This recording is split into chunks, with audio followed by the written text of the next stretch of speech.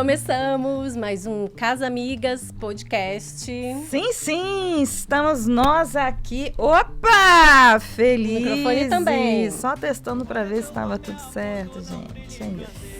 Pois é, começamos mais um episódio e a gente tem um convidado super, ultra especial. O assunto vai ser bom, hein? Já dei tanta gaitada que já, que eu já tô aquecida já. Aquela velha história, né, gente? O podcast começa muito antes. Antes de gravar, né? Nossa. Mas antes, né, de começar, a gente tem os recadinhos. Como que a gente pode achar o Casa Amigas nas redes sociais, amiga? Gente, nós somos finas, né? O Casa Amigas está no YouTube, está no Spotify, no Amazon Prime, tá bom? Amazon Music. Nossa, acho que eu recebi uma revelação, hein? Vamos chegar lá, nojentas. Estamos também no TikTok e no Instagram. Então, gente, caça a gente lá, tá? Faz favor, TikTok, a gente acabou de chegar. Então, estamos aí nessas redes sociais e Priscila vai dar um anúncio extremamente importante para o Casa Amigas. Não, tem uma novidade que a gente já contou também mês passado, mas é que se você quiser ficar pertinho da gente, ser entrevistado aqui no podcast, manda uma DM pra gente, manda o e-mail casamigaspodcast@gmail.com. Vamos lá, se você acha que você tem um assunto legal, que combina com o nosso podcast, que quer fazer parte das discussões, conversas, piadas, enfim, entre em contato com a gente, tá bom? E a outra novidade, aí a gente, toda gravação a gente tá tendo uma novidade, vai né? Falar, uma novidade trilegal. Trilegal, é verdade! As duas aqui olham pra cara da outra. Fala você, eu adoro quando você Nós vamos aparecer na TV. Agora, gente, o Casa Amigas, né, podcast, vai estar passando no canal TV+, que é um canal do Sul. Você, que é do Rio Grande do Sul, canal por assinatura, sintoniza lá, TV+. E você pode assistir também pela internet, tvmais.net.br. E também tem aplicativos, né, da TV+, então Android, iOS, pelo computador também dá para você baixar o aplicativo. Você pode nos assistir. E estaremos todo domingo às 11 da manhã. Lá na TV+, não perca, viu, gente? E é isso, estamos muito felizes. E essa TV+, né, a gente falou da Bate e tal, porque é um canal do Sul, né, do Rio Grande do Sul. Então, a gente vai estar lá sintonizado em algumas cidades do Rio Grande do Sul e cada vez mais, né, pelo Brasil aí, Casa Amigas, tá? Então, do Espírito Santo, passando por São Paulo e agora no Rio Grande do Sul. Vamos então, Priscila, como é que foi sua adolescência?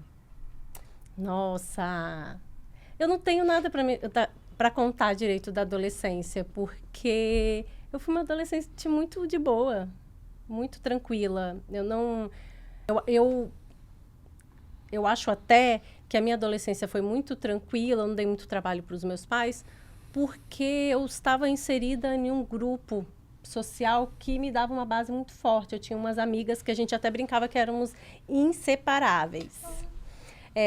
Foi em Rio Bonito, né? Morei alguns poucos anos no interior do Rio. E aí eu morava na cidade que tinha a prima que eu mais gostava. E na época, tá? Minhas primas podem ficar com ciúmes, mas... Eu ia causar uma discórdia na família agora. Eu falei assim, eu entendi, hein? Mas até hoje rola uma ciumarada. Imagina, mas é porque a prima que é da minha idade. Você soltando isso aqui agora, imagina, né? Se não piorou. Me ferrou totalmente. Não, eu amo todas. Mas a Marcele... Então, a gente era muito grudada, assim. E eu fiz muita amizade lá, então... Não sei, assim, sabe? Eu era muito... Não sei, eu tinha essa base, assim, com elas. Depois, eu fui para Vitória. Foi meio difícil, né? Porque você mudar de cidade sem conhecer ninguém. É um momento difícil. No momento mais difícil, na adolescência, 14 anos. Nossa. Só que eu também logo fiz um grupo de amigas. Então, de novo, eu tive uma base. Isso eu acho que passou mais tranquilo por causa dessas amizades que eu fiz. Agora, e você? Como é que foi sua adolescência? Uma tragédia. Nossa, o pessoal fala assim, gente, mas por que foi uma tragédia? Porque o maior problema familiar, o que arrasou a minha família, foi a questão da separação dos meus pais, né? E eu fui uma adolescente que ficou sem estudar por 3 anos, eu fiquei sem amigos. Se você não tem escola, você não tem amigos, né? E era só eu e minha irmã. Então, a gente teve uma adolescência bem solitária e bem difícil. Era eu, minha mãe e minha irmã. Então, eu falo que com os meus pacientes, nossa, como é que é a adolescência? Ai, Nia, é horrível, eu também sei, eu também concordo. É a pior fase da vida, eu acho. É a adolescência. Depois, a outra fase difícil, que é a adulta. Que é adulta, que é adulta. Dos 10 aos 100 anos. É isso aí, essa fase aí. Mas foi fase muito desafiadora, com problemas familiares que assolaram a minha família, assim, muito brutalmente, né? Então... Pois nossa, e é isso que a gente... Agora, né? Mas é isso que a gente vai conversar. Sobre esse período adolescente. Vamos tentar descomplicar um pouco a adolescência com o nosso convidado que está aqui hoje. Então, vou apresentá-lo. O entrevistado de hoje se apresenta como um apaixonado por neurociência e comunicação. É pós-graduado em Neurociência e Comportamento pela PUC Rio Grande do Sul e atualmente estuda como aluno especial no mestrado em Neurociência e Cognição na UFBC. É fundador do Instituto Brasileiro de Neurocomunicação e da comunidade Pais e Professores Descomplicando a Adolescência. Massa, né? É mentor do Saber Ampliado, que é a maior plataforma brasileira de ensino com professores como Mário Sérgio Cortella, Clóvis de Barros Filho e Leandro Carmal. E possui mais de 450 seguidores nas redes sociais. 450 mil. E mais de 60 milhões de visualizações no seu vídeo. É muito... A gente começou a ver, não conseguia parar de ver os muito bons, os cortes, as falas. E já participou de mais de 110 podcasts, como Flow, Flow Podcast Vênus, Pod People, com a doutora Ana Beatriz Barbosa. E já participou de vários programas de rádio, como o Morning Show, na Jovem Pan, Morde e Assopra, da Energia 97, e de televisão, como Hoje em Dia, na Record, e o Programão de Sábado, na Globo Rio, e Mulheres na Gazeta. Ufa! O cara tá aqui com a gente! William Borghetti! Aê! Muito bom. Obrigado aí, um salve. E eu queria dizer o seguinte, a minha segunda participação aqui no estúdio, o 360, falei certo o nome? Isso. Aqui, aliás, uma baita estrutura que eu vim aqui, o Felipe Baldi e o Alexandre, a gente fez uma gravação aqui no outro podcast. E o corte teve 2 milhões de visualizações. Oh. Felipe Baldi e Alexandre, hoje nós vamos bater essa meta. Vocês vão ficar em segundo lugar. Tô com as amigas aqui, rapaz. Vocês vão ver. Então, se menos de 2 milhões, a gente nem comemora hoje. Isso aí. Ai, gente, o William é esse astral, né, amiga? A gente estava aqui rindo muito com ele. E não é à toa que você trabalha com adolescentes. Então, conta um pouco da sua história, conta, né, sobre esse trabalho que você desenvolve aí no Instituto. É o único lugar que a gente pode ser iê sem julgamento, né? Quanto mais maluco você for, mais você se conecta. O contrário que é problemático, né? A formalidade, o procedimento, isso não tende a funcionar com adolescente. Vocês estavam perguntando assim, como foi a sua adolescência? Eu falo uma frase que assim, a melhor parte da minha adolescência é que ela acabou. Ai. Foi melhor parte. Foi trágica também. Foi trágica. Não julgo, Foi não trágica. julgo. Eu amo ser adulto. Apesar de todas as dificuldades da vida adulta, eu tive uma infância maravilhosa, assim. Eu não tenho para te falar assim, isso aqui...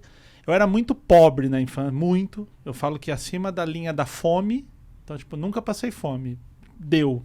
O resto faltou tudo, assim. Mas hoje eu vejo a dificuldade que era na infância. Mas lá não era ruim.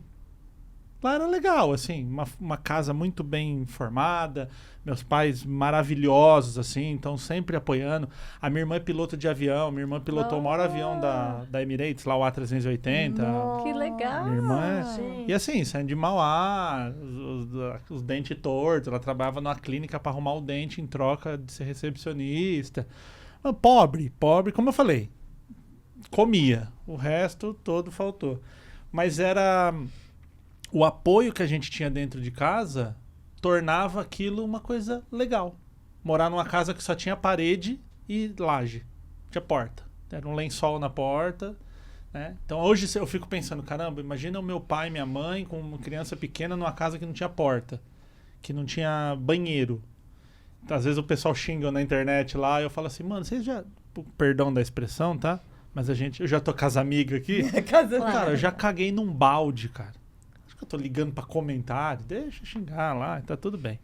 Então, a infância foi muito legal. Mas a adolescência, que é o momento que a gente sai desse lugar acolhedor da família, né? Claro, infelizmente a família que apoia, que é estruturada, que é a exceção. A gente sabe que pai abandona, o pai é nóia, a mãe que não sabe o que fazer, aquele monte de problema. É a exceção, a família que tá estruturada, né? Que tá ali dando apoio. E aí a hora que você sai para viver em sociedade. Nossa, aí foi um desastre, cara. Foi horrível. E aí eu fui viver a vida, fui fazer um monte de coisas, assim. E eu sempre empreendi, sempre. Abri, assim, dá pra gente fazer um podcast um dia de empreendedorismo. Eu já provei do empreendedorismo, já provei os dois lados, assim, de dar muito certo e de dar muito errado. De, tipo, quebrar 5 milhões de dívida e 150 processos trabalhistas e um negócio louco, né? E aí eu tive uma empresa que eu fazia prestação de serviços terceirizados, portaria, limpeza e tal. E lá eu tinha pessoas incríveis que trabalhavam comigo. Então a menina do RH, ela era maravilhosa, ela sabia lá de cor, né? Falava assim, o cliente está com um problema assim, olha, o funcionário CLT diz assim, o inciso 4, 2, tem que pagar 3,87% de... Você fala, nossa, que incrível. Aí eu falava para ela falar para o cliente, ela não conseguia falar. Eu falava, como é que essa menina é tão sensacional na minha frente, ela vai falar com o cliente, ela não consegue. E foi aí que me despertou uma ideia de a comunicação, ela tem uma ligação emocional. Dependendo do nível emocional que você se encontra, você se comunica de forma diferente. É só lembrar a gente apresentando um trabalho na escola com vergonha, né? Terrível. Você passa o trabalho normal na sua casa e a hora vai apresentar lá, a palavra some. Talvez a maior dificuldade que eu tenha tido na infância foi a timidez. Eu não acredito que eu tô fazendo um podcast hoje em dia. Porque eu era um bichinho do mato. Eu também. Praticamente, literalmente. Pra mim, eu saía correndo. Agora eu que bato o pé. Eu também. Eu tinha muita vergonha, muita dificuldade. Assim, eu me lembro... Eu dei o meu primeiro beijo, eu tinha 17 anos, já com um bigodinho já nascendo. E só fiz porque o meu grande amigo Abner, teu amigo de infância, ele pegou a menina e falou assim, fica aí que ele vai vir. Aí eu falei, não, tá de boa. Ela falou, acho que ele não quer. Ele falou, quer sim? Fica aí que ele quer sim. Pode me dar 2 minutinhos que você vai ver como ele quer. Por quê? Porque falar com as meninas era uma coisa assim, pra morrer. Eu falo, cara, vou morrer aqui. Vai parar o coração, vou ter um negócio aqui. E aí eu percebia que existia um grande talento em várias pessoas, mas que elas não conseguem progredir na vida como um todo por causa da comunicação. Então, assim, eu tive um professor, o Reinaldo Polito, que é um dos grandes nomes da oratória do Brasil. O Reinaldo Polito fala uma frase que é assim, profissional que não sabe se comunicar passa por incompetente. Ele não é incompetente, mas ele passa a ideia que é. Não, sabe o que eu percebo também? Essa coisa de comunicação. Às vezes a pessoa não sabe nada, a pessoa é uma péssima pessoa, mas ela se vende tão bem, ela fala tão bem, ela tem uma oratória tão boa que nossa, a pessoa sabe muito. E aí me dá uma raiva, porque às vezes a gente não consegue se comunicar e você que sabe a parada. É só você olhar político. Não. Político fala de economia, de escola, de educação, de saúde pública, não sabe nada. Mas fala número, fala dados. E a gente compra e passa por isso. Eu sempre gosto de fazer uma ideia assim, ó. Que nota você daria para o teu conhecimento técnico? Se tivesse uma OAB da sua área, um Enem, né? Você daria uma nota. De 0 a 10, você vai dar uma nota. Que nota você dá na tua capacidade de expressar esse teu conhecimento? Se a nota for menor na comunicação do que o teu conhecimento, você está sendo subutilizado. Não é verdade? Você fala, eu conheço 8 e comunico 3, eu não estou conseguindo expressar o meu todo. Agora, se você comunica mais do que você sabe, chama estelionato isso. E tem, viu? Que a gente vê muito na internet, assim, a profundidade de um pires, né? O conhecimento, mas que fala bem, sabe articular as palavras e tudo mais. Então, nesse momento, eu comecei a perceber que tinha essa questão. Aí comecei a fazer isso e fui dar aula numa faculdade lá de São Caetano do Sul, lá no ABC, que é o Instituto Mauá de Tecnologia, a Engenharia Mauá, conhecida, uma das grandes universidades de engenharia do Brasil, exatamente para pegar esses alunos que são muito técnicos na engenharia Eu tive alunos gênios, assim, cara, para ganhar um prêmio Nobel, mas não conseguia falar. Então, às vezes, você pensa assim, o cara desenvolve uma coisa incrível. Eu tive uma aluna uma vez, ela era aluna de engenharia química. Ela desenvolveu uma química lá, eu não vou saber explicar o que ela fez, mas ela pegava pele humana, que sobrava de cirurgia bariátrica, sobra uma pele, certo? Sim. Ela pegava essa pele, aplicava uma química X, essa pele dava uma multiplicada lá e ela testava cosméticos e produtos de limpeza na pele humana, para não ter que testar em animais. Cara, que genial. Não é para ganhar um prêmio Nobel? Ela tá em 2060. É isso, exatamente. Só que o que acontecia? Explica aí pra gente o projeto. Tem o animal e a pele da bariátrica e o cosmético. Quem vai botar R$1 milhão num projeto desse? Então o projeto morre não por questões técnicas, mas por questões comportamentais, dentre elas a comunicação. A tal da soft skill, né? Que tá bonito de se falar. E aí eu comecei a dar aula lá, e o Instituto Mauá, ele tinha parceria com várias escolas do ensino médio, que ao invés de ficar lá panfletando, vem estudar aqui na nossa universidade, o que a Mauá faz? Uma coisa maravilhosa. Ela põe aulas dentro da escola, aulas universitárias, e leva o aluno para passar um dia de universitário. Ai, que ideia boa! Muito legal. Um salve lá para Ravena, lá o pessoal do marketing lá da Mauá. Sensacional. Eles são maravilhosos, assim. Então ali eu pude também ter um contato muito de perto com esse adolescente ensino médio, né? E aí eu ia lá dar aula, e chegava aloprando, xingando, zoando, e bagunça e tudo. E aí, por algum motivo, ele se conectava. Eu falava, caramba, olha o interesse desses alunos em neurociência. Que neurociência é uma coisa chata, complexa, metódica, né? E eu falava, por que esse monte de moleque, de menina com 14, 15 anos estão tão interessados num assunto tão burocrático? Enfim, e aí comecei a contar essas histórias nos podcasts que eu ia. E aí teve a história, vocês devem ter visto aí, mas para quem não viu, para contextualizar, o menino que não queria tomar banho, a mãe veio, me falou, né, um desses alunos, falou, olha, meu filho não quer tomar banho. Eu falei, deixa sem banho. Ela falou, mas tem que tomar banho. Eu falei, eu concordo com a senhora, tomo 2, eu. Mas ele não quer 14 anos? Não, se tiver 5, nós bota debaixo do chuveiro, 14 não dá. Só que é o seguinte, você vai ser cascão raiz. Vai ficar sem trocar cueca, sem trocar camisa, pode ficar sem banho, mas não vai trocar roupa. Primeiro dia, o filho dela falou, mano, tô livre. Nossa, que bom. Escola, dia inteiro, passou o dia inteiro com a roupa da escola, foi dormir. Acordou no outro dia com a roupa da escola, levantou e foi pra escola. Sem tomar banho, sem se trocar. Passou o dia inteiro. No terceiro dia, chegou na escola e falou, mano, tá podre, velho. Tá fedendo, sai daqui e tal. Os próprios colegas. Que é a coisa mais valiosa que existe para um adolescente. E aí, pronto, toma 3 banhos por dia, sem ninguém pedir. Aí eu falei pra mãe, tá vendo? A senhora economizou 1 ano de sermão, que ia ficar falando, minha mãe é chata, não fica sem banho, mano. Só que é o seguinte, você vai pagar a responsa dessa tua atitude.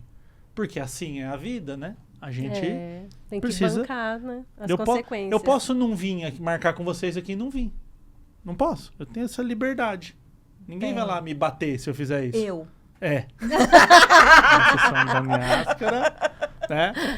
Só que assim, como é que fica o meu nome, a minha credibilidade? Eu vou pagar por essa atitude que eu vou tomar. Então, o adolescente precisa entender que isso, então, assim, faz o que você quiser dentro de uma tolerância. Eu brinco que é igual uma rodovia que você é o guarda-reio. Cara, trocou da faixa 1 para faixa 3, para faixa 2, vai embora. Vai trocando. Foi pro barranco, guarda-reio. Aí não. Vou fumar crack hoje? Não, crack não dá. Aí você vai e bota, né, o limite ali. E aí esse vídeo estourou.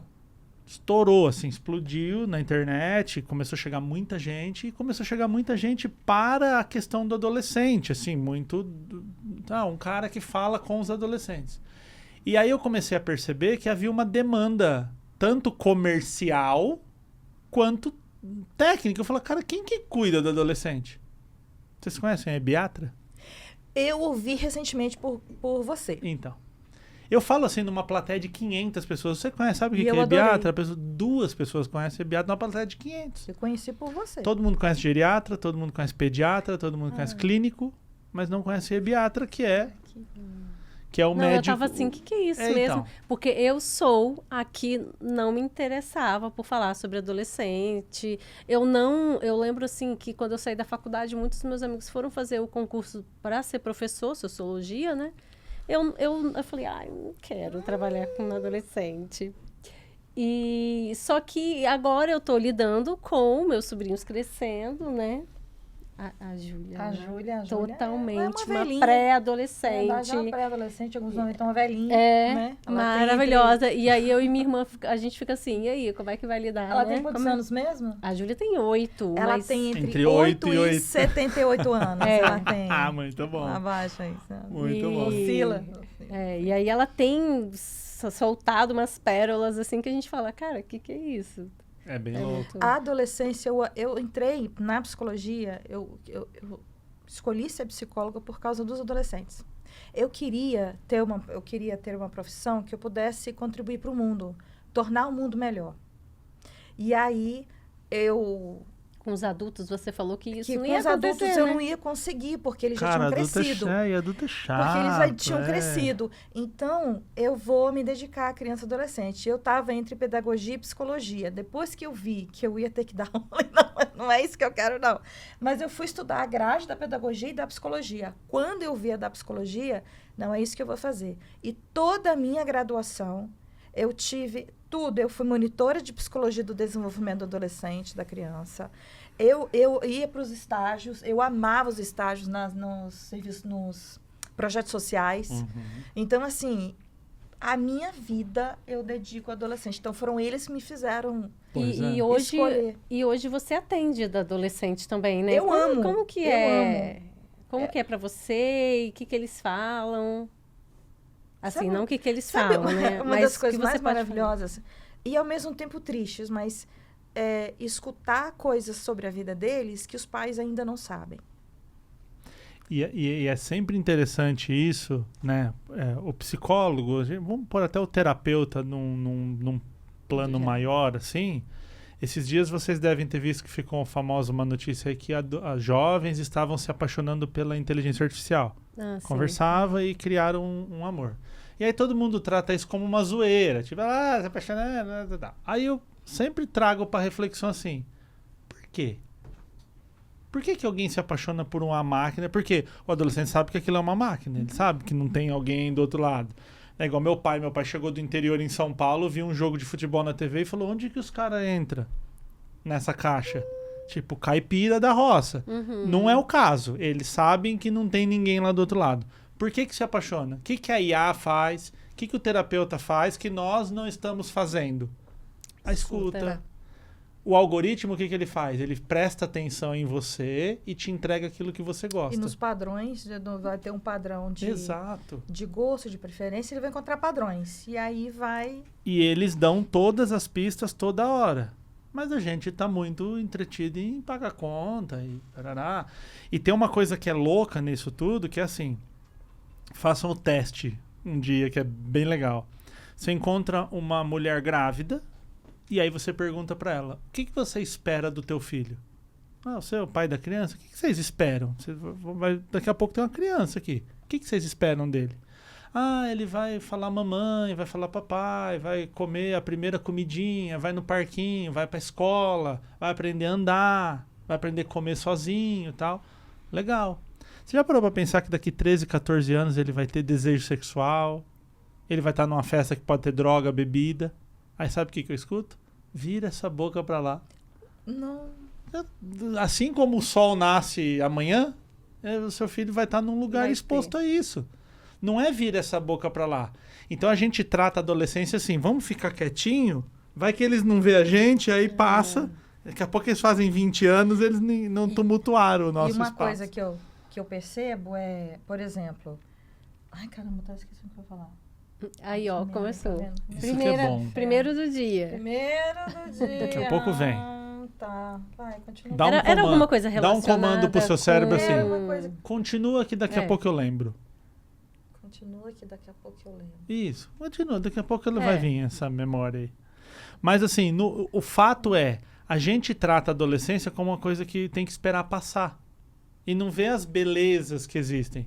Se você pegar as grandes revoluções da humanidade, as grandes invenções, as coisas assim, você fala, mano, esse cara é louco da vida. Essa mulher fez uma coisa que inimaginável. Pode olhar que tem menos de 25 anos. Pode olhar o doido. Porque você fala assim, vamos agora revolucionar? Você fala, não quero. Tô com a barba branca, mano. Mas não é revolucionar. Eu quero pagar minhas contas no final do mês e deitar. Ter um colchão como bom. A gente vai encaretando, né? Sim. Nossa, adorei essa palavra. A gente vai encaretando. Você pega um caso tipo assim, o Santos Dumont. Aí você fala assim, porra, um dia o cara inventou uma máquina que não dá pra voar. Voar não se voa. O humano não voa. Aí ele falou... Esperem aí. Botou uma máquina nas costas e pulou de um barranco. Você acha que uma pessoa com 40 anos faz isso? Não faz.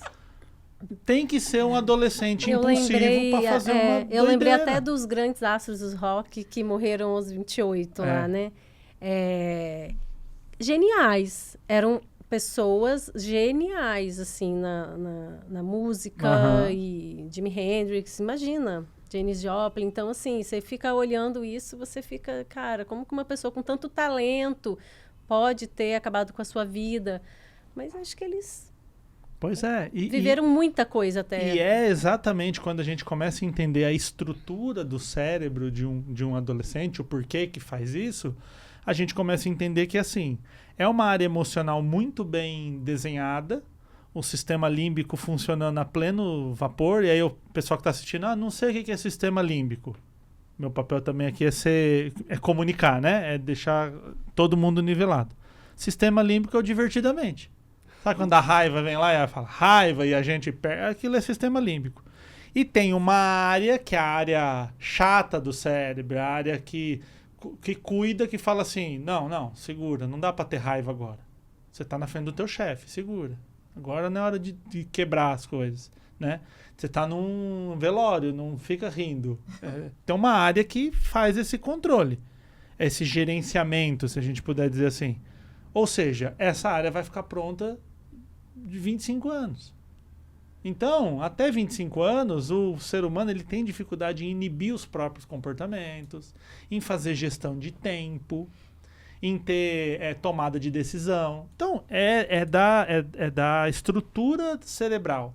Se a gente não entende isso, a gente acha que é manha, a gente acha que está fazendo para me irritar.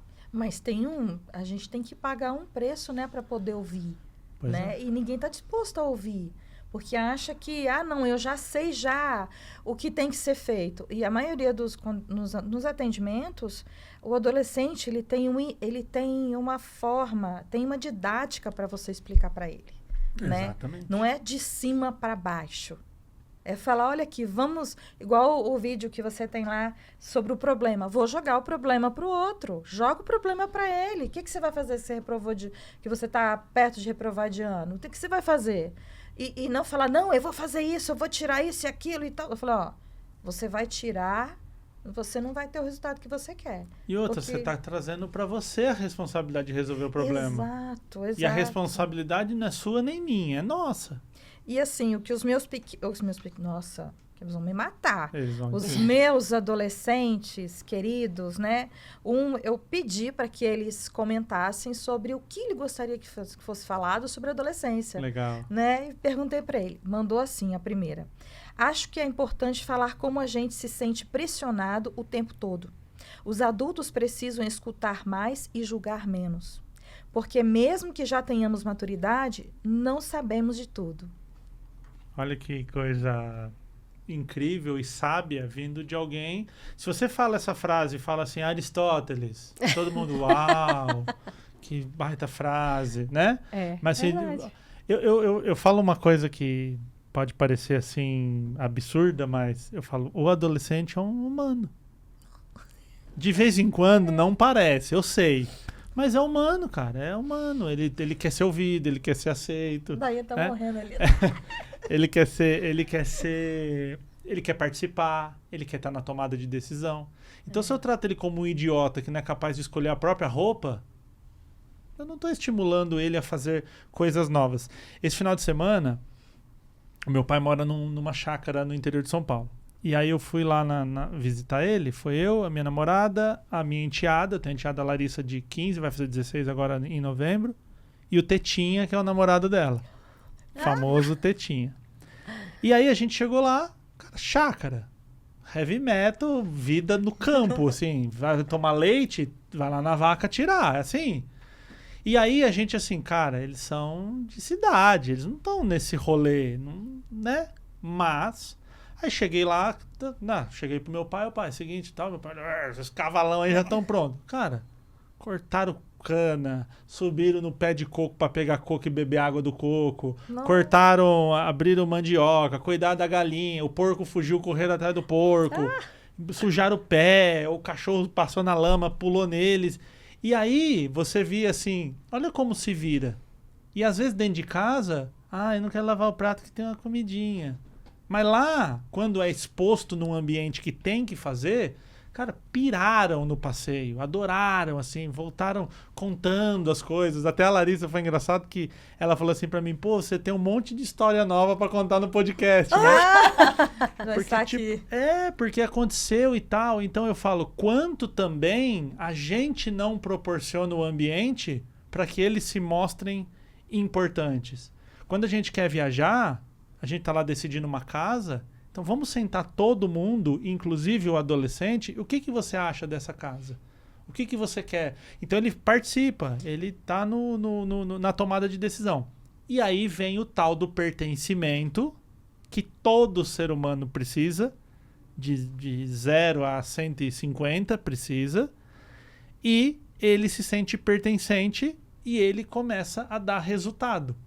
Tanto que é muito comum, assim, um feedback que eu escuto todo dia. A pessoa fala, nossa, mas eu peguei um vídeo seu lá, 10 anos que meu filho não fala comigo e eu fiz um negocinho, ele falou. Uau. É magia? Não é feitiçaria, é tecnologia. Quem sabe essa frase já tá velho na casa. Então é para mostrar, assim, que às vezes é um negócio simples. Você escutar, você perguntar a opinião, você respeitar, você escutar com carinho. O que impede, o que você tem percebido assim, o que impede os pais de fazerem isso? Tem uma frase polêmica de um cara polêmico que quando a gente fala o nome dele a gente chama a treta dos dois lados, mas eu quero dizer aqui que não tem política, não tem nada, eu tô falando de conhecimento. Paulo Freire diz que o sonho do oprimido é ser opressor, né? De novo, sem conotações políticas. É um comportamento humano muito comum. A pessoa ela toma um monte na cabeça, aí uma hora que ela tem uma posição de destaque, ela fala, pô, eu sei como é ruim tá lá, né? Deixa eu ajudar. Ela fala, não, agora tô aqui, ó. Né? É igual quando eu escuto a frase, eu venho de quebrada, assim, de lugar pobre. E aí a gente vê um cara que conseguiu alguma coisa e fala assim, a quebrada venceu. Não, a quebrada não venceu. Alguém vê minha irmã lá, pô, mora em Dubai, lá, piloto avião, Emirates, lá já... Nossa, a quebrada venceu. Não, a quebrada continua lá, mano. A quebrada tá lá ruim ainda. Não venceu, não. Ela conseguiu, parabéns, méritos, lindo, é uma história linda. Mas dizer que o todo venceu, não. Então, o que acontece? O adolescente sofre ali um monte de pancada, ele não é respeitado, ele não é ouvido e tal. A hora que ele vira adulto, ao invés dele falar, eu sei como é difícil, não, ele fala, agora é minha hora de oprimir. Porque esses adolescentes de hoje em dia são... Eu sei, a gente tava brincando aqui antes de começar. O pior adolescente do mundo é o atual. E essa frase, desde que o mundo existe, adolescente é ruim, desde sempre. E eu falo isso pra eles, eu falo, e sabe qual que é o problema? Você que tem 15 anos, daqui 10 anos você tá falando, porra, no meu tempo, o adolescente é chato, é chato. E aí você tá falando a mesma frase, você tá reproduzindo. Então, uma hora a gente vai ter que quebrar esse ciclo de falar assim, cara, adolescente é importante. Então, o seu... Você não falou o nome dele, né? Não citou o nome. Não. Então, assim, o seu adolescente que trouxe essa ideia, você vê que, assim, não me pressiona num ponto que eu não consigo resolver, me escute. Você vê que ele não tá falando assim, me dá um iPhone 17, me dá uma viagem pra Disney. Não é isso. É a necessidade de ser escutado, é a necessidade de ser compreendido, é a necessidade de até quando você vai dar vai chamar atenção, vai dar um ensinamento, até mesmo uma punição, você pode ser gentil. Sim. Olha, você vacilou, mano, vai pagar pelo que você fez. Não vai passar pano. Mas não precisa esculachar. Vem a humilhação, vem a privação. E eu falo, existe um perigo muito grande de você colocar a privação para um adolescente, dependendo do que ele está privando, porque a única coisa boa que tem na vida dele, ele vai e tira. E isso vira um ódio depois. Então, E acha que você retirar coisas, eu vou retirar o seu celular, eu vou retirar isso. Bem, essa não é a educação, essa não é a punição que vai modificar, é no que vai ensinar. Ela não vai. Ela é uma punição que você resolve a curto prazo, né? Porque você descarrega aquela raiva. É igual o exemplo assim, ó. Esse aqui pode pegar o corte, que esse é o corte pra estourar, hein, diretor? Seu filho discutiu com você lá na sua casa, tal, foi lá e bateu a porta. Pá! Aí vem um ódio. Ele vem aqui, assim, na boca do estômago, que você fala, lazarento, velho. Eu dou comida pra essa praga, ele mora na minha casa, eu comprei um celular novo, ele estuda na escola boa e ele vai bater a porta na minha casa? Pois eu vou lá. Aí você vai lá e xinga, briga e fala pra ele que é um absurdo e tal. Ele não tem inibição de comportamento, ele não consegue fazer a própria inibição, porque o córtex pré-frontal dele não tá pronto e o seu que deveria que você deveria ter o controle não tá tendo. E aí você começa a xingar e briga mais e alimenta e blá, blá, blá. E aí eu falo sempre, o que é inteligente de fazer se eu entendo esse jogo? Bateu a porta? Tudo bem. Fica lá. Tem que deixar quieto? Bate a porta. Não, porque aí você fica relapso. Mas no outro dia você jante a alma dele. Com educação, com tudo, mas você vai ver o quanto que funciona no outro dia. E aí eu sempre falo assim... Verdade. Por que você bateu a porta? Você já viu alguém batendo a porta aqui dentro de casa? Você já viu alguém xingando? Você já viu alguém desrespeitando? Alguém usando um tom que não deveria? Você já viu alguém fazer isso dentro de casa para você fazer? Aí a pergunta pro adulto é, ele já viu isso dentro de casa alguma vez? Né? O pai que grita com a mãe, ou a mãe que grita com o pai que grita com o filho. Todo mundo se trata gritando. A hora que eu tenho um problema para resolver, a métrica que eu tenho. Que é a história lá da série Adolescência. Que o menino tá conversando com o pai no final, e a mãe tá no viva voz lá do carro, e a mãe fala com ele já muda de postura. Tipo, minha mãe é um ser inferior. Mulher não tem que se meter. Mas ele aprendeu isso sozinho? Aonde, né? Ele viu dentro de casa acontecendo. Então, o que eu gosto sempre de dizer para os adultos que lidam com adolescentes, na maioria pais e professores, eu falo assim, ó, o que você faz e o que você fala, ou inverter na frase, o que você fala e principalmente o que você faz, tem peso para o adolescente. Ponto. Isso está fora de discussão. Tem peso. Não adianta falar que, mas ele vai fazer porque eu faço. Sim, é assim que funciona. Ponto. Aí você vai decidir se o que você está fazendo ele é uma coisa legal ou você está botando um peso, uma mochila de pedra nas costas dele. Né? Se você pensar no melhor professor, faça essa atividade agora. Pensa no melhor professor que você teve na sua vida. Melhor. De todos, o melhor professor, a melhor professora. Pensa no pior professor. Você que está em casa aí, faça o teste. Pensa no melhor professor e pensa no pior professor. Provavelmente, você escolheu esse professor, o melhor e o pior, por questões emocionais e não técnicas. Foi. Porra, escolha a dona Bernadette que tinha 4 mestrados. Essa não é a métrica. A gente ensinava a professora Bernadette, pegava na minha mãozinha... Fazia letrinha. E aquele professor que me expôs, que brigou comigo, que colocou... Para de falar da minha vida. Que colocou uma mancha emocional na sua existência e você guarda isso até hoje. E aí, qual que é o nosso argumento? Mas eu te dei um celular novo. Mas eu te coloquei numa escola... Eu já dei aula em escolas que custavam R$12.000 a mensalidade no ensino médio. E esses pais muitas vezes jogam isso pro adolescente e falam... Mas por que você tá triste? Você estuda numa escola de R$12.000 por mês. Né? Porque no meu tempo... Porque no meu tempo... Eu tinha que atravessar o rio, que tinha um jacaré.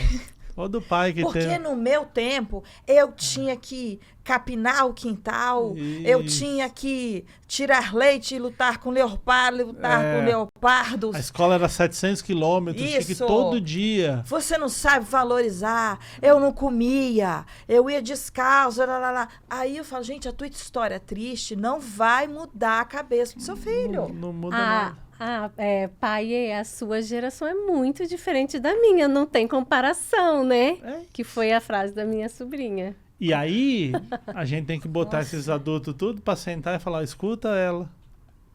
Que ela tá... Porque, sabe por quê? Não vou falar isso não, pelo amor. Mas você entende? É igual quando a gente chega, por exemplo, imagina assim, hoje, a gente tem... Imagino que nós sejamos de uma geração parecida, aí vamos supor que a gente tem um problema no nosso relacionamento e fala assim, vou me divorciar. Relacionamento, divorciar, uma coisa normal. Aí vem a nossa avó e fala assim, mas não pode divorciar. Principalmente vocês, mulheres, vocês têm que aguentar, calada. Deixa o cara. Se ele te bate uma vez por semana, ele tá bom. Pelo menos ele põe comida em casa. Cara, isso é um absurdo que a gente quer chacoalhar a avó. Mas na cabeça dela, porque no meu tempo, aquela coisa toda. Então, assim, você vai indo pra trás, quando você olha... É igual quando o cara fala assim, eu era raiz, esses moleques hoje não faz nada, eu era raiz que eu jogava bola na rua. Irmão, você acha que ser raiz é jogar? Você nunca viu uma guerra, nunca viu uma bomba estourando perto de você, nunca passou fome. Não tem raiz. Quando você dá uma afastada para a história da humanidade, é igual falar assim, adolescente é imediatista. Hoje em dia, eles querem tudo para agora.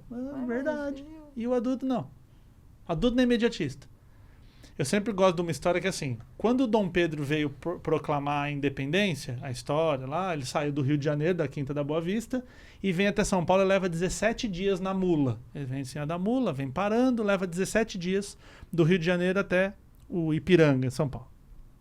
17 dias. Pega um voo hoje para o Rio de Janeiro, de São Paulo para o Rio, e demora 3 horas. Você quer matar a mãe do dono da companhia. 3 horas.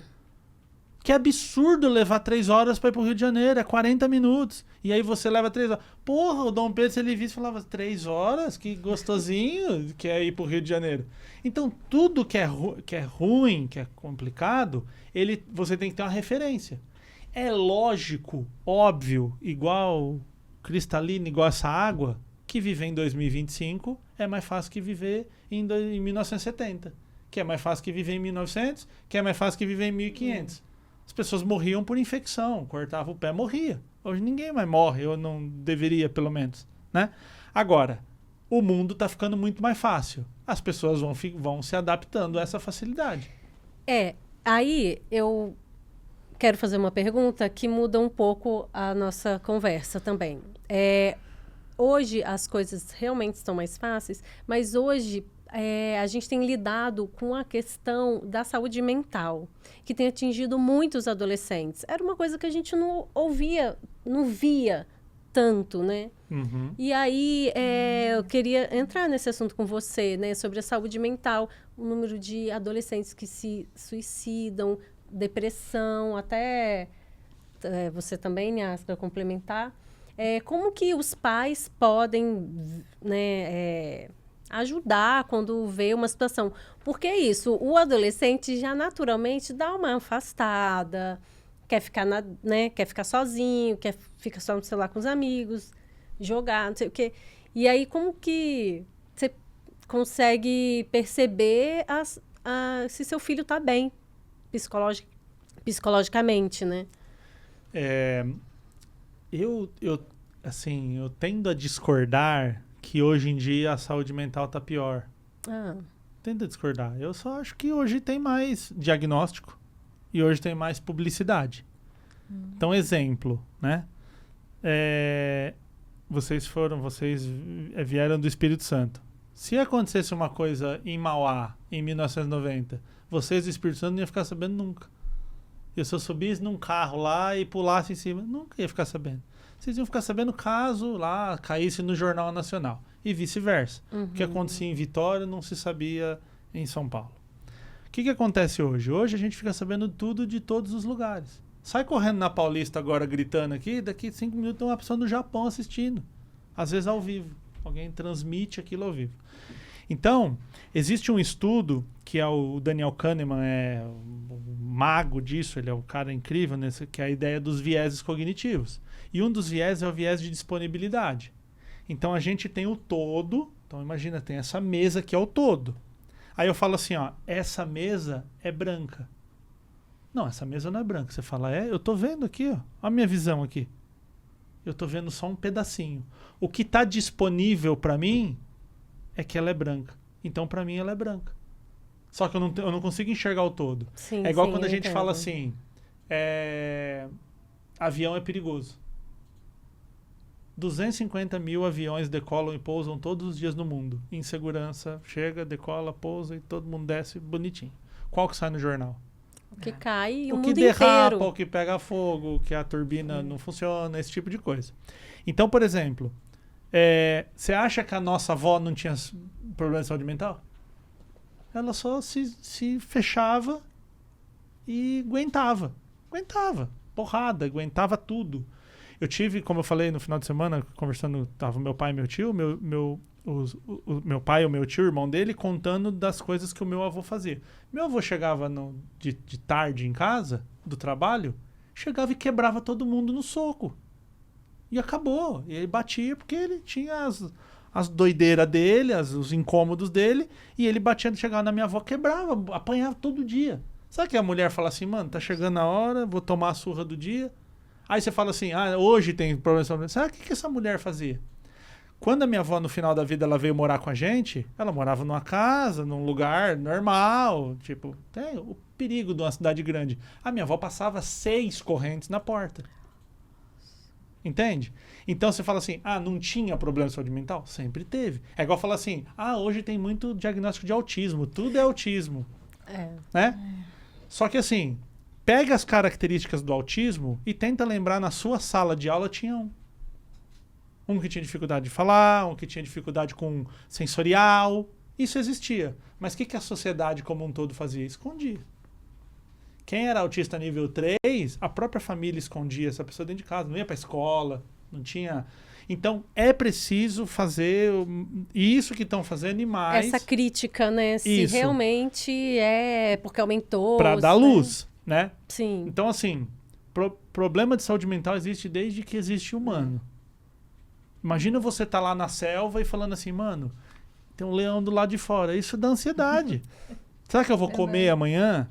Então, em toda a história tem. A questão é que hoje a gente tem acesso a todos os tipos de informação e tudo, e diagnósticos, e máquinas, e a coisa se aumenta. Só que o problema, ele é potencializado a partir de 2005, 2010, por causa da internet. Então, o exemplo que eu dou assim, comparação. Com quem que a gente se comparava quando a gente era adolescente? Ah, tem lá a prima. Tá? Você fala, eu tenho um amigo que é bom em futebol, o outro toca violão, o outro é galanzinho. Era meia dúzia que você se comparava ali. Acabou. Hoje, cara, você tipo assim, porra, eu não tenho uma Lamborghini, porque eu vejo lá o Cristiano Ronaldo postando todo dia. Olha o meu nível de comparação. Não, nem Cristiano Ronaldo. Você se compara ao youtuber que você assiste que tem uma mansão e que o cara tem 21 anos e já tem uma Lamborghini. Exatamente. E aí você pergunta, o que você quer fazer? O que você quer fazer quando crescer? Eu quero ser youtuber. Mas aí, olha que legal, Priscila. Eu pego esse gancho e falo assim, muito bom. Muito bom. Porque o menino que quer ser youtuber hoje é o que na minha época queria ser jogador de futebol. Aí eu falo, quantos Ronaldo fenômeno tem? Jogador de futebol no Brasil ganha menos na média do que professor. A gente olha assim, professor ganha pouco, jogador ganha muito. Mas se você pegar todo mundo e fizer uma média, professor ganha mais que jogador de futebol. Então eu falo assim, você quer ser o Ronaldo fenômeno, o Romário, o Neymar? Assim, não tem espaço para todo mundo. E outra, o que deixa o Neymar milionário não é jogar futebol, é ser empresário. Ele é um empresário, ele tem vários negócios. Então assim, para você ser empresário, você tem que saber fazer cálculo, você tem que saber administrar, você tem que saber gestão de pessoas. Então assim, seja youtuber. Por quê? Porque aí você não quebra a conexão. Eu quero ser youtuber. Muito bem. Quanto que paga de imposto um youtuber? Ué, mas youtuber paga imposto? Bem-vindo à vida. Agora a brincadeira vai ficar legal. E aí você pega nesse gancho e puxa ele. Fala assim, como é que vai ser? E a estrutura? Como é que você vai gravar? Qual que é o tema? Você já estudou? Esse tema tá em alta? Porque assim também, ficar fazendo vídeo pra ninguém assistir não adianta. Se ninguém assistir esse vídeo que a gente tá gravando aqui, não serve pra nada. A gente quer que bastante gente assista. Para que bastante gente assista, tem uma estratégia. E aí? Você está estudando? Então, se você quer ser youtuber, seja youtuber direito. E aí você não quebra a conexão. Porque o que a gente normalmente fala? Youtuber, vai fazer um curso no Senai de solda. Não, você me lembrou que eu tenho uma situação com um atendimento que eu fiz, em que essa jovem quer ser youtuber, né? E ela sabe muito de anime. Ela sabe muito, muito. Eu falo que ela tem mestrado em anime, cara, nas coisas. Ela lembra os nomes em japonês, tudo, explica tudo. Essa história é maravilhosa. E aí, eu tenho um amigo que tem... Ele defendeu no mestrado, não é anime, é... Mangá. Obrigada, Rafa.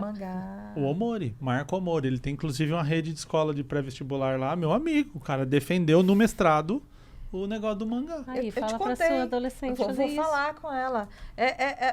E aí eu estava conversando com ela, falei, então, vamos gravar?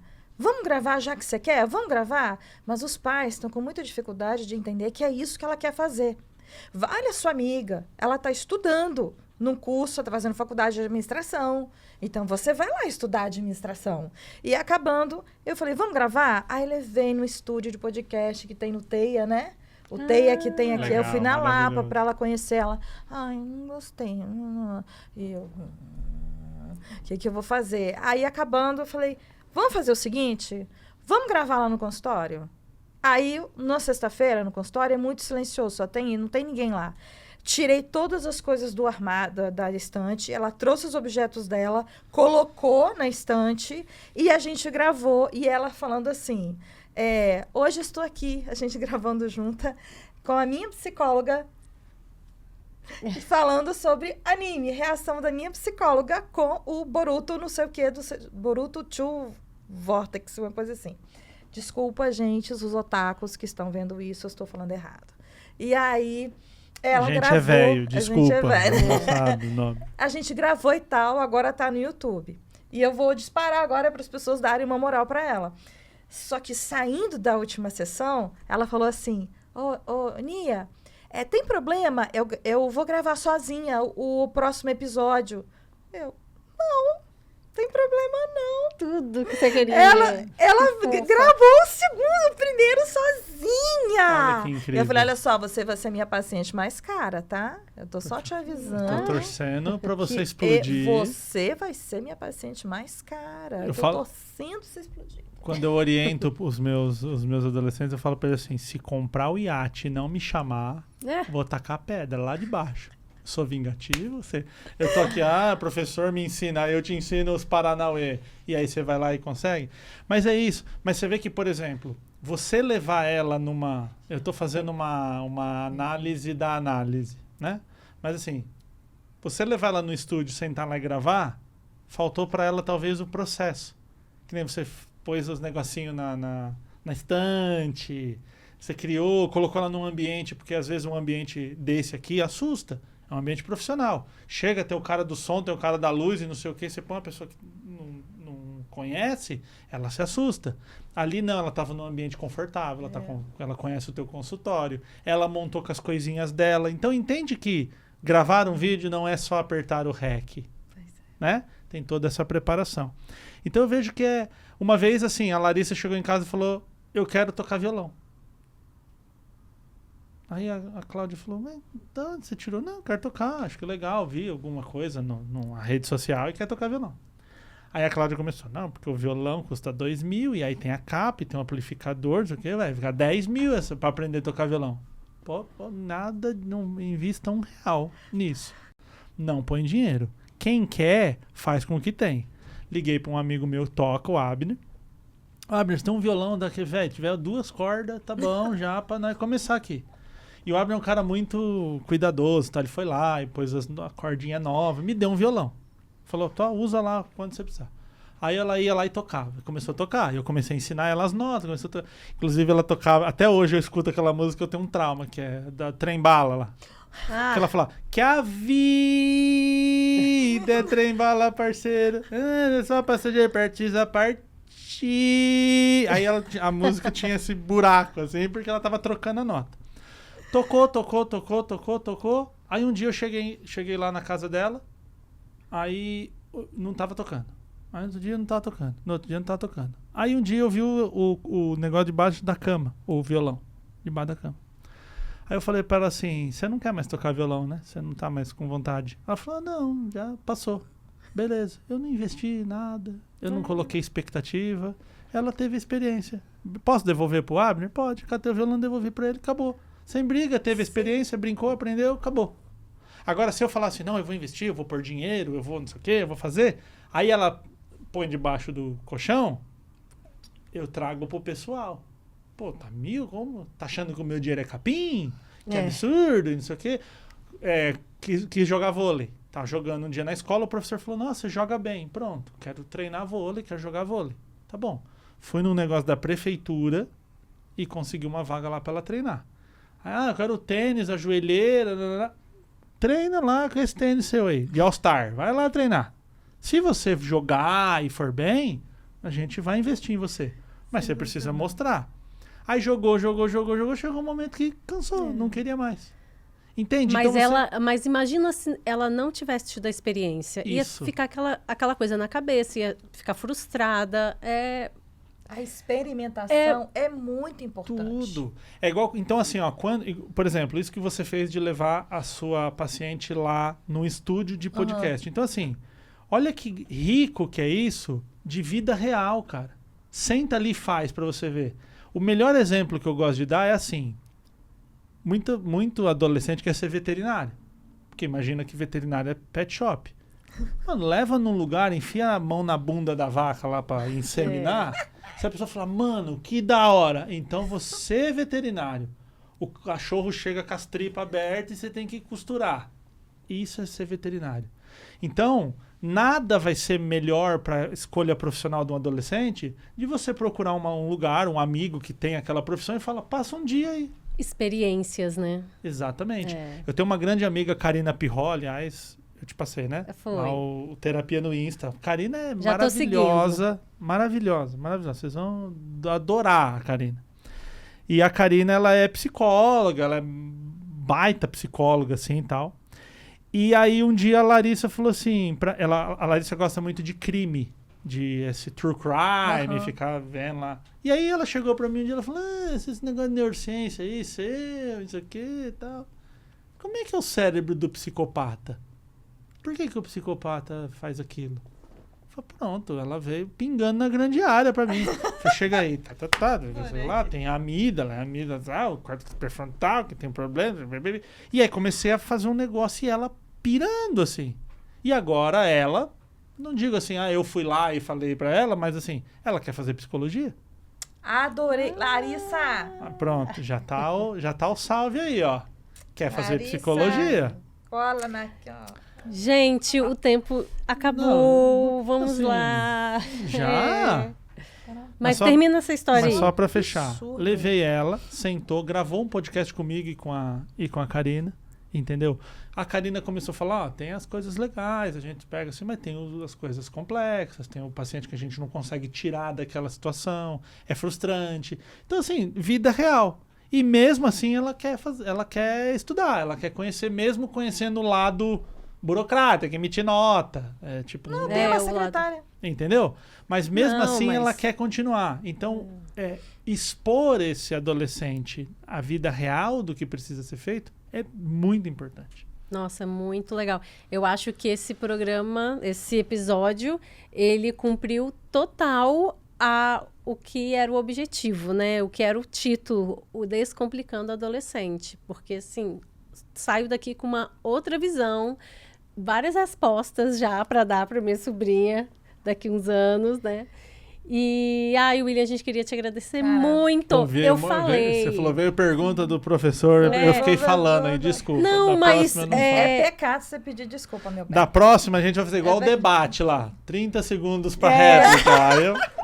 Mas você sabe que nas coisas que você foi falando, porque tinha muita coisa, muita pergunta relacionada aos pais e a ausência deles. Mas quando você falou dessa relação com ele, já deu a resposta. Já. Sabe?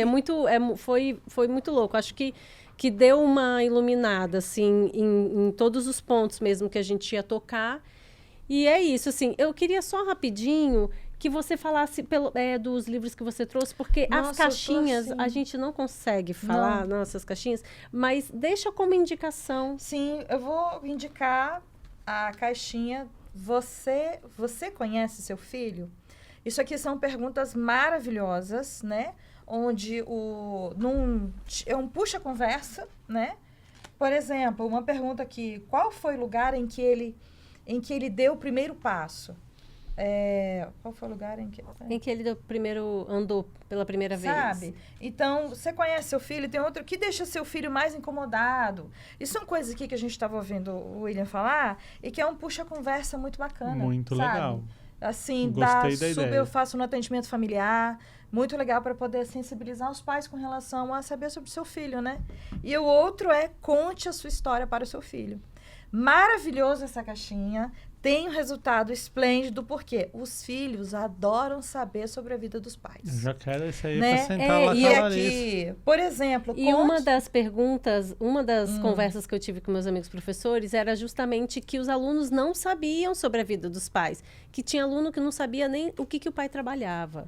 Então, isso é tão rico, é uma conexão que você cria, porque é isso que você falou. Os filhos gostam de saber das histórias. Eles gostam de saber. Então, é muito legal. Olha aqui o outro. Qual foi o dia em que você mais chorou de emoção na sua vida? E aí a mãe fica assim, mas eu não tive, mas eu tive. Isso é um puxa-conversa, porque a gente falou o quê? É gastar saliva. O que você está falando aqui da explicação e tudo mais é gastar saliva. A gente está disposto a gastar saliva, mas como é que eu faço? Compra. Editora Matrix, compra para ajudar, para fazer, sabe? Eu adquiri esse daí. Isso aqui salva famílias. Isso aqui é muito bom. E é a brincadeira que a gente precisa propor para tirar do celular. Porque também fala assim, não usa o celular. Eu não tenho o que fazer. Aí fala, mas aí é problema seu. E de forma descontraída, né? Como você falou, a descontração ajuda. Pergunta, como foi o seu primeiro amor? A sua primeira frustração amorosa? Não sei o quê. Cada babado de carta aqui que a menina vai querer saber, o pai vai querer, né? De ajudar quem tá na família, né? Ai, gente, eu falei que era pra gravar 2 episódios com o William. verdade, Mas é né? isso, gente. Olha, queríamos agradecer, William, sua participação. Eu Com a gente foi agradeço. maravilhoso. E a gente se vê no próximo mês. Não é isso, amiga? Olha, eu tô assim, indignada que já acabou. Indignada. Tá. Tô indignada. Então, queremos Passou reclamar com o assim, diretor. É, Reclama com o assim, diretor. Isso é bom. exato. Gente! Isso é ótimo. Beijão, aqui. então.